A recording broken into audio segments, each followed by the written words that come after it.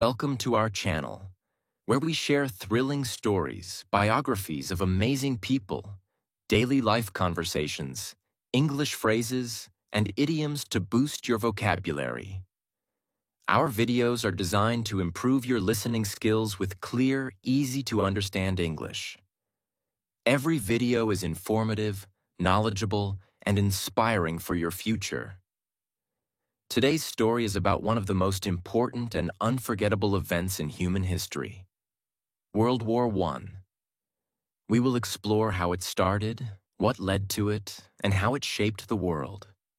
This will be a powerful and detailed journey through history, explained in the simplest way so that you can improve your English while learning about history. Make sure to subscribe and leave a comment on what you think about World War I. Chapter 1. The Spark That Set the World on Fire. The year is 1914, and Europe is like a house built on weak foundations, waiting for the slightest tremor to bring everything crashing down.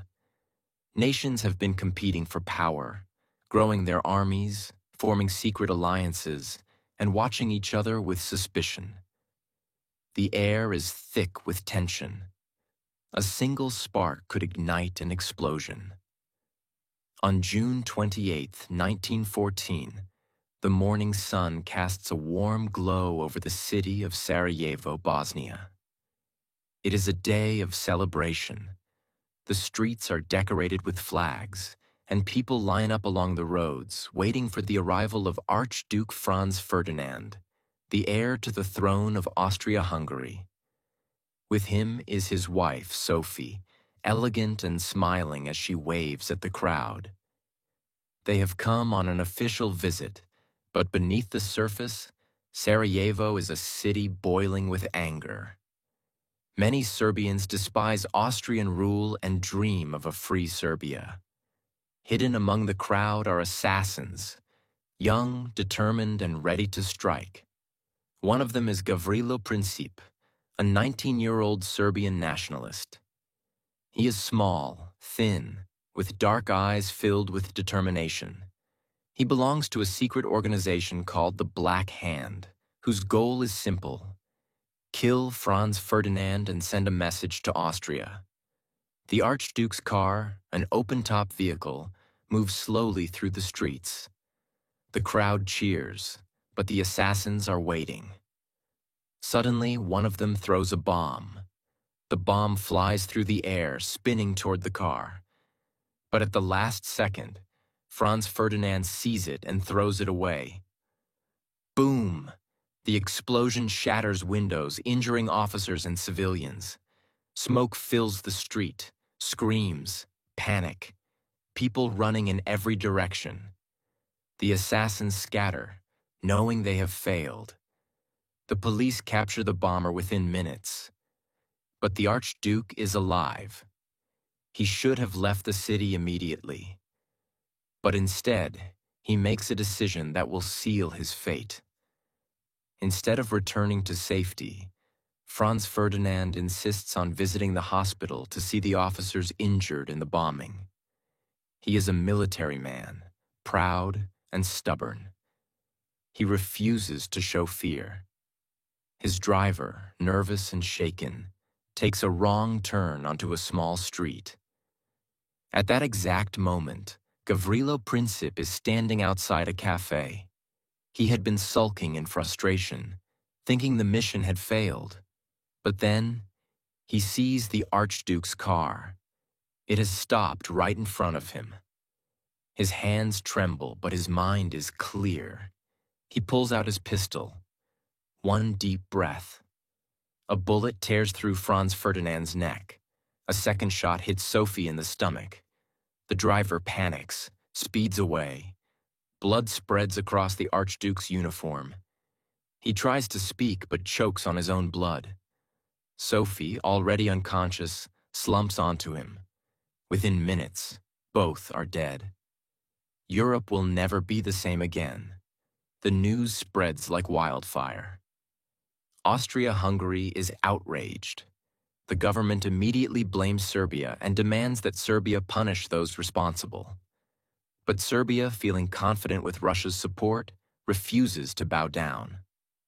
Austria-Hungary sees this as an act of defiance. On July 28, 1914, exactly 1 month after the assassination, Austria-Hungary declares war on Serbia. Russia, bound by an alliance with Serbia, declares war on Austria-Hungary. The dominoes begin to fall. Germany, Austria-Hungary's closest ally, declares war on Russia. France, Russia's ally, declares war on Germany. Germany, eager to strike first, invades Belgium to attack France. Britain, protecting Belgium, declares war on Germany. Within a single week, all of Europe is at war. Men rush to enlist, believing the war will be short. It will be over by Christmas, they say. But they have no idea of the horror that awaits them. This will not be a quick war. It will last 4 years. It will kill millions. It will change the world forever. Chapter 2. The World on Fire. It's August 1914, and the streets of Europe are buzzing with excitement. But this isn't the excitement of celebrations or joy. It's the excitement of war.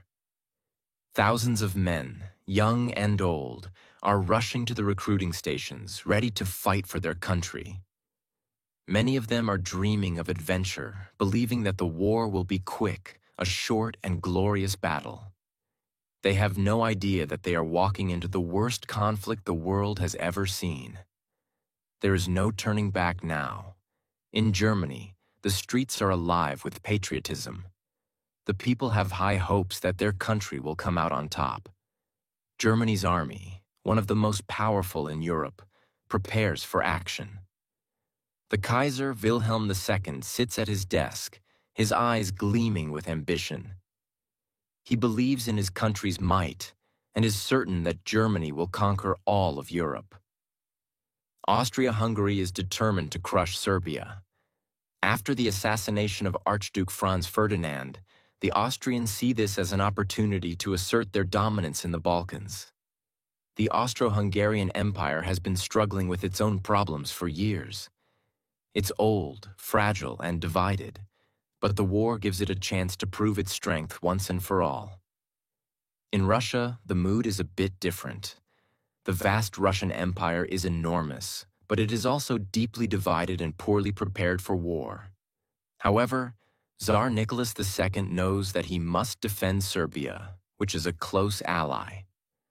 Russia marches toward the battlefield, hoping to assert its power and protect its interests in the Balkans.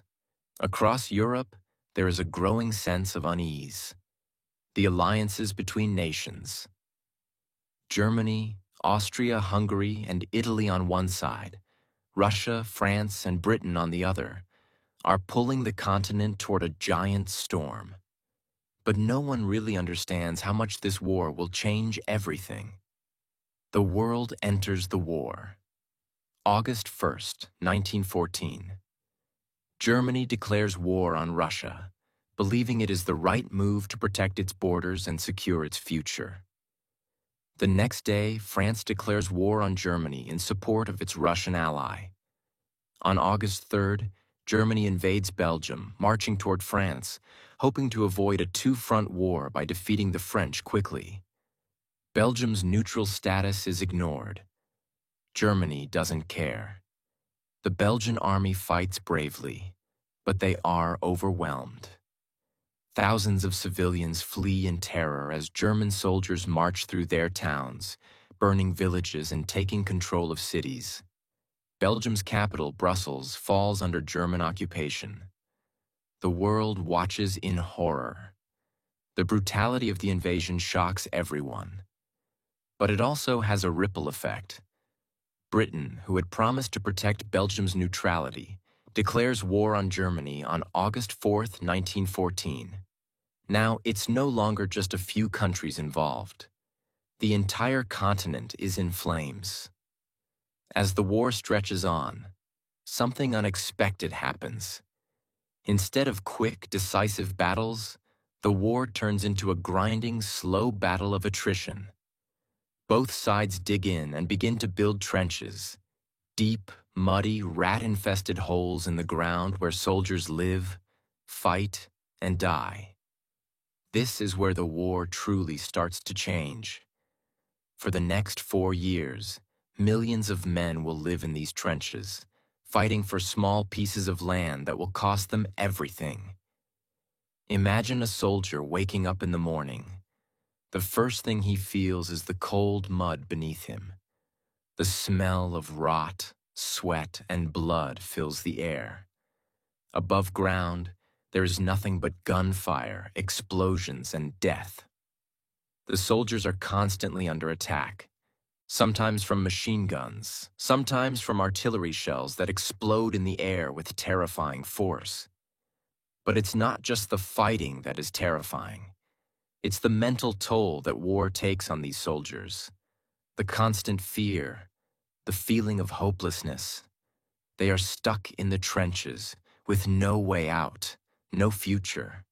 The war seems endless. Every day is a battle just to stay alive. The Western Front, a line that stretches from the North Sea through Belgium and across northern France, becomes the most horrific part of the war. In these muddy trenches, men will fight for months over a few inches of land. No matter how hard they fight, no matter how many soldiers are lost, they are always at a standstill. The Germans on one side and the Allied forces, Britain, France, and later the United States, on the other. It's like a deadlock, a constant push and pull. One of the first major battles on the Western Front is the Battle of the Marne in September 1914. The Germans have advanced close to Paris, and it seems like they might win the war quickly. But then, the French and British forces fight back, stopping the German advance just in time. The Germans are forced to retreat, and the front lines settle into that deadly trench warfare. But in the trenches, it's not just soldiers who suffer. It's the civilians, too. Entire towns are destroyed. Homes are lost. Families are torn apart. Many civilians are forced to flee their homes, leaving everything behind just to survive. The Eastern Front in the east, between Russia and Austria-Hungary, is just as brutal. But it's different. The Russian army, though large, is poorly equipped and disorganized. Germany and Austria-Hungary crush them, forcing Russia to retreat. The Tsar's soldiers suffer terribly, starving and freezing in the harsh winter. But still, the war rages on. Months go by, and the soldiers begin to realize that they are trapped. They are stuck in a cycle of violence with no end in sight. The war, which seemed like it would be over in a few months, is now stretching into years. The fighting is endless. The suffering is unimaginable.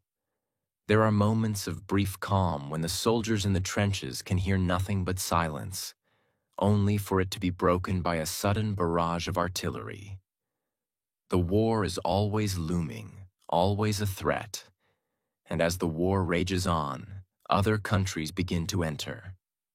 In 1915, the Ottoman Empire joins the Central Powers, and the United States begins to grow involved, though it will be another 2 years before they officially declare war on Germany in 1917. Meanwhile, in the trenches, the soldiers' lives become a strange mix of fear, boredom, and determination.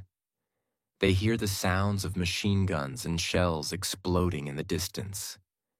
At night, they count the stars and wonder if they will see the sunrise.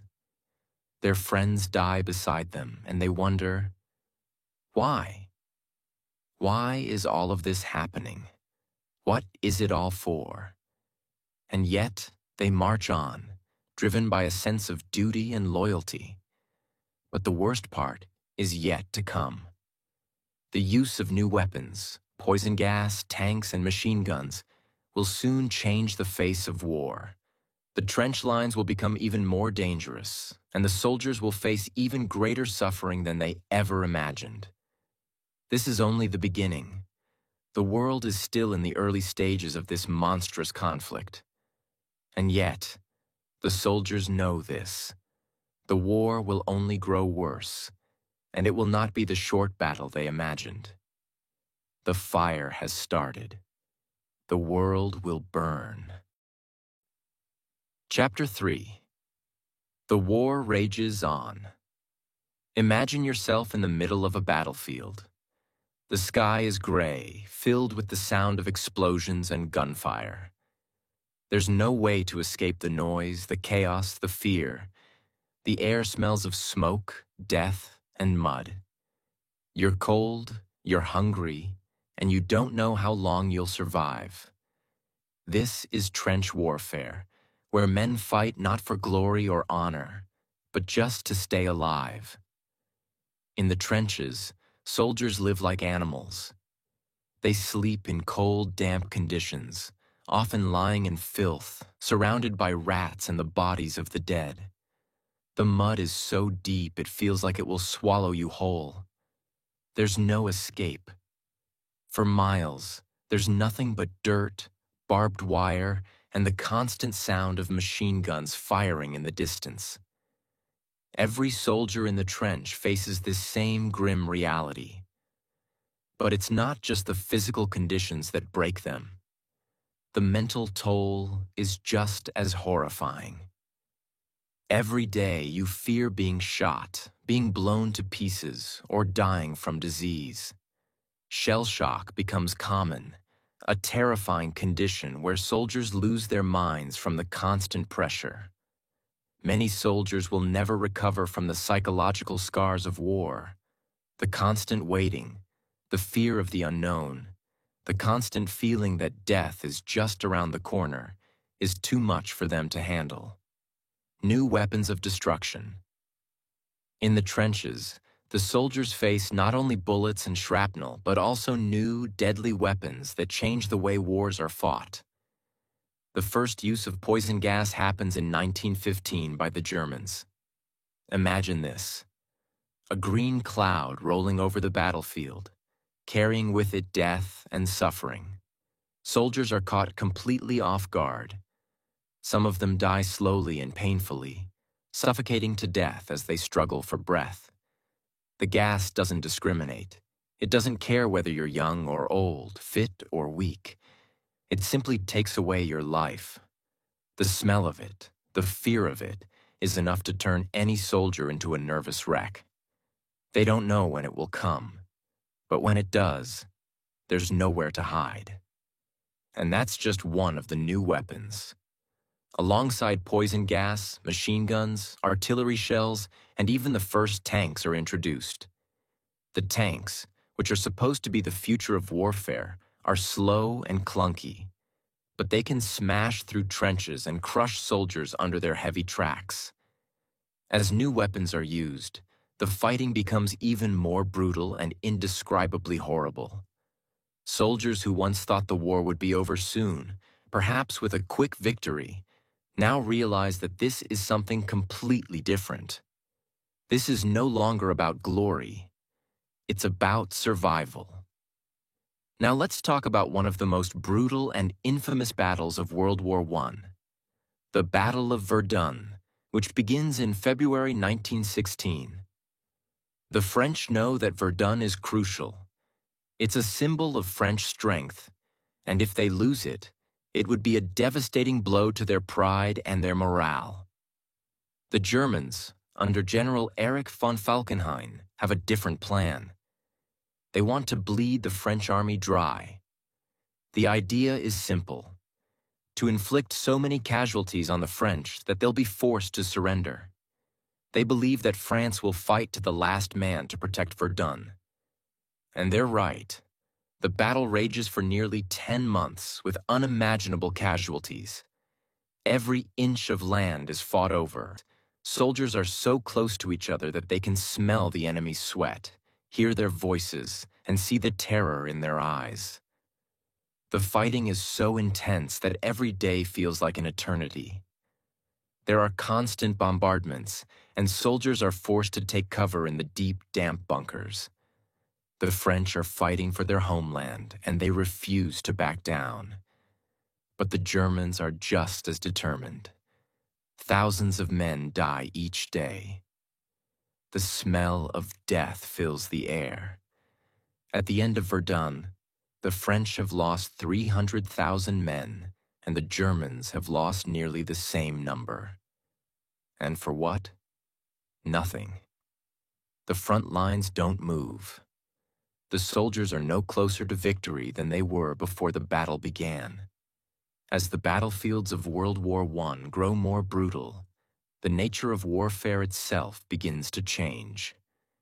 This is no longer a war of glorious charges and bravery on horseback. This is a war of technology, of machines, and of death from a distance. The soldiers who fought in this war are no longer fighting face to face. They are fighting in trenches, behind barbed wire, and using weapons of mass destruction. But what's even more heartbreaking is that entire generations of men are being lost in this war. Young men, many of them still boys at heart, are sent off to die in a foreign land, never to return home. These men are fighting not for freedom or honor, but because they've been told that it's their duty. They fight not for a cause they believe in, but because they have no choice. For the families at home, the war becomes an endless wait. Mothers, wives, and children wait for letters from the front, hoping that their loved ones are still alive. They cling to every word, reading them over and over, hoping to catch some hint that their soldier is safe. But for many families, these letters stop coming. They receive only the dreaded news of death. In the quiet of the night, as they sit by the fire, they know that their world has changed forever. They know that the son, the husband, the brother they once knew, may never come home. The war spreads. New fronts open. Meanwhile, the war is spreading beyond Europe. In 1915, the Ottoman Empire joins the Central Powers and opens up a new front in the Middle East. The Gallipoli campaign is a disastrous failure for the Allies, with thousands of men losing their lives for little gain. The Ottoman soldiers, like the European forces, fight bravely and fiercely. But the fighting in this region is just as brutal and deadly as it is in Europe. In Africa, the war is fought on a different scale. Here, the Allied forces fight the Germans over colonies and territories, with native soldiers fighting in battles they don't fully understand. They fight for countries that aren't their own, and they fight against enemies they've never met. But still, they fight because war has become a reality for everyone, no matter where they are in the world. Chapter 4. The Turning Tide of the War. As the years drag on, the war shows no sign of ending. It becomes clear that both sides are fighting not just for victory, but for survival. The war has taken on a life of its own, and each side has become more desperate to outlast the other. The fighting has become endless. It feels as though there will be no end to the suffering.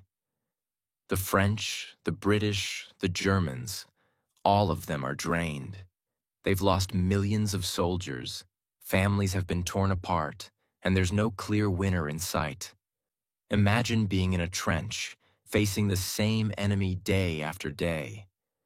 The same endless bombardments, the same horrifying screams, the same mounds of bodies.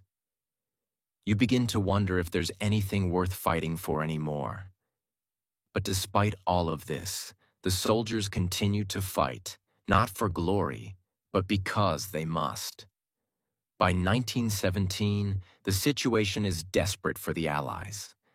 The Central Powers, led by Germany, are pushing hard, and the Allied forces are running out of strength. The French soldiers have fought tirelessly for years, but they're exhausted, both physically and mentally. The British forces are also struggling, and the United States has just entered the war, bringing hope but also new challenges. It's in the year 1917 that a new sense of urgency begins to spread. The Allies know they need to win, and they need to win soon, before the Germans completely break them. The German army, too, is starting to show signs of wear. The soldiers are tired, they're hungry, they're starting to lose hope. The shocks of war have left their mark on everyone, and the Germans know that they are fighting on the brink of collapse. The United States enters the war. Then, in April 1917, something incredible happens. The United States enters the war. President Woodrow Wilson declares war on Germany, and it is like a spark that ignites a wildfire. The American soldiers bring a fresh energy, new resources, and a massive supply of men to the battle. Suddenly, the Allies have a new force behind them, and the Germans realize they are facing an enemy they cannot defeat alone. The arrival of the United States is like a breath of life for the Allies. The soldiers, who have fought for so long, are given renewed strength. The American soldiers don't know the full horror of the war they are entering, but they are full of patriotism and a desire to help their allies. Their numbers are overwhelming, and with them comes technology and modern tactics that will change the course of the war. The Allies' great offensive begins in 1918. With the help of fresh American troops, the British and the French launch a massive counterattack. This is no longer a battle of attrition. This is a decisive move, a last-ditch effort to break the Germans. The Allied forces push through the German lines with an intensity they have never had before. For the first time in years, they begin to make real gains. The Germans, who had once been confident in their victory, are now reeling. The strength of the United States, combined with the sheer determination of the French and British, is too much for the Central Powers. As the Allied forces march forward, there is a sense of hope, but also fear. Everyone knows this could be the end of the war, but no one knows how many more lives will be lost before it's over. The Germans, fighting in trenches, are pushed further and further back. Desperate, they continue to fight, but every step forward by the Allies feels like a step closer to the end of the war. As the Allied forces advance, something incredible happens. The Central Powers begin to collapse. The Austro-Hungarian Empire, one of the main members of the Central Powers, begins to disintegrate. Its soldiers are exhausted, its empire is crumbling, and it can no longer fight. In October 1918, Austria-Hungary surrenders to the Allies. This is a crucial moment because it means that the Central Powers are no longer united. Germany, the last remaining power, is now alone, facing a massive coalition of enemies. The Germans, too, begin to feel the pressure of the war they have been fighting for so long. Their supplies are running out, their soldiers are deserting, and their morale is at an all-time low. In November 1918, after months of fierce fighting, the German government asks for an armistice, a ceasefire. The war is finally over. The end of the war. The aftermath. On November 11th, 1918, at 11 a.m., the guns fall silent. The world holds its breath. The war is over.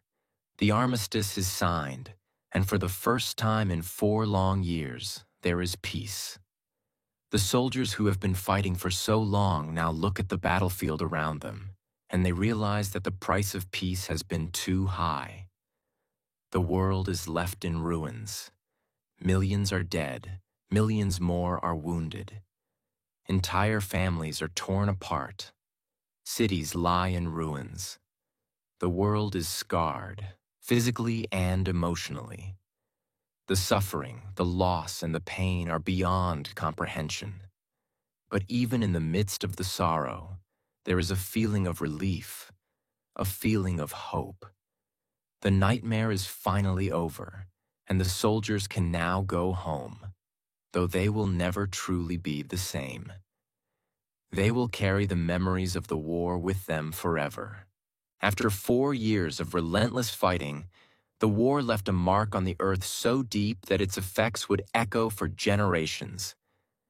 20 million people, 20 million lives were lost. The numbers themselves are almost incomprehensible. Imagine whole cities wiped out, entire families erased, all because of this war. The number of dead soldiers alone was staggering. 9 million soldiers from all sides lost their lives in the trenches, on the battlefield, and in air raids. The soldiers, brave men who had once been children full of hopes and dreams, became mere statistics, numbers in a grim report.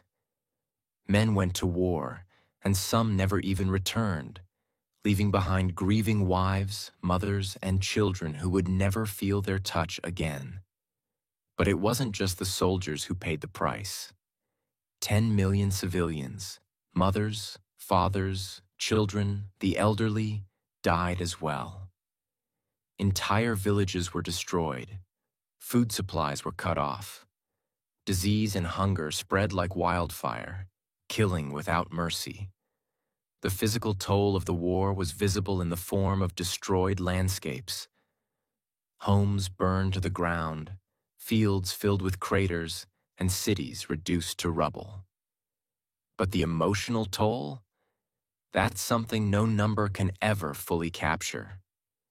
Imagine the despair and hopelessness people felt as they returned to their homes, only to find them gone. There were no more family dinners. The laughter of children was replaced with silence. The streets were empty where once there were vibrant communities. Those who survived carried invisible scars, mental wounds that would never fully heal. The trauma of the war lingered, making it hard for the survivors to find peace even in the most ordinary moments. The price of victory. Though the Allies had claimed victory, the cost of that victory was beyond anyone's expectations. What's the point of winning when the price is so high? Victory had become hollow. There was no celebration in the streets, only the quiet mourning of those who had returned and the wailing of those who had lost loved ones. Even the leaders who signed the armistice, thinking they had secured peace, couldn't escape the fact that the world had changed forever. Emperor Wilhelm II of Germany, once the proud ruler of an empire, had been forced to abdicate. Austria-Hungary, a once mighty empire, was split into pieces. Nations that had once been the giants of Europe were now broken. The Austro-Hungarian Empire, the Russian Empire, and the Ottoman Empire all had crumbled under the weight of war. The leaders gathered in Versailles, France, to sign the Treaty of Versailles in 1919. It was supposed to be a treaty of peace, but instead, it set the stage for future turmoil. The treaty placed the blame for the war squarely on Germany's shoulders, forcing the country to pay heavy reparations and disarm its military. Germany was humiliated, and its people felt betrayed by their own government. This treaty sowed the seeds of resentment and anger that would eventually give rise to World War II. And what about the soldiers who made it back? The men who returned from the front lines, who had witnessed horrors beyond imagination. They came home, but they were never truly the same. The physical scars were easy to see, limbs lost, wounds that would never heal. But the mental scars were hidden deep inside them. The war had broken something in them that could never be fixed. Imagine being one of these men, walking back into a world that feels completely foreign. A world where people talk of peace, but you've seen the worst of humanity. You've stared death in the face, heard the screams of your friends, and smelled the fumes of burning cities. How could you return to normal life after that? Post-traumatic stress disorder, PTSD, wasn't recognized back then, but many of these men carried it with them for the rest of their lives. Nightmares, flashbacks, and overwhelming feelings of guilt. They had survived, but at what cost? They had sacrificed their innocence, their humanity, and their futures. Many of these men could never truly reintegrate into society. The world had moved on, but they had been left behind, lost in the shadow of war. But in the ashes of this destruction, there was also a sense of rebirth. New countries were formed from the rubble of the old empires. Czechoslovakia and Yugoslavia were born, nations carved from the lands of the fallen Austro-Hungarian Empire. The Ottoman Empire collapsed, and its lands were divided among the Allies, changing the face of the Middle East forever. The Russian Empire also collapsed, leading to the Russian Revolution of 1917, where Vladimir Lenin and the Bolsheviks took control, setting the stage for the rise of the Soviet Union. The old powers were gone, but new powers were emerging, and the world was rapidly changing. For many, this was a time of hope, a time when people believed they could build a better world. But the scars of the war would remain, and the lessons learned would never be forgotten. As the survivors picked up the pieces of their shattered lives, they also carried the memory of the war with them, hoping to never see anything like it again. Today, when we think about World War I, we don't just think about the battles, the weapons, and the politics. We think about the lives lost, the dreams shattered, and the families destroyed. We think about the soldiers who went to war, not knowing they would never return. We think about the survivors who came home, only to find that their home was no longer the same. Every memorial, every grave, every poignant symbol, they remind us of what happened. The war may be over, but its legacy lives on. The soldiers who died are not just numbers. They are fathers, sons, brothers, friends. We must never forget them. And as we reflect on the war, we realize that the true lesson is not just about the horrors of war, but about the importance of peace. We must honor the memories of those who fought and died by ensuring that their sacrifices were not in vain. We must work to create a world where such a catastrophe never happens again. The fire of this war still burns in our hearts today. The lessons we learned about the consequences of unchecked nationalism, about the horrors of warfare, and about the power of resilience are lessons we must carry with us forever. The world has changed, but we must remember. The pain and loss of World War I should never be forgotten. It is a part of our history, and it is a reminder that peace must never be taken for granted. And so, the story of World War I ends, but its echoes will never fade. It is a story that will continue to teach us, to remind us, and to shape our future.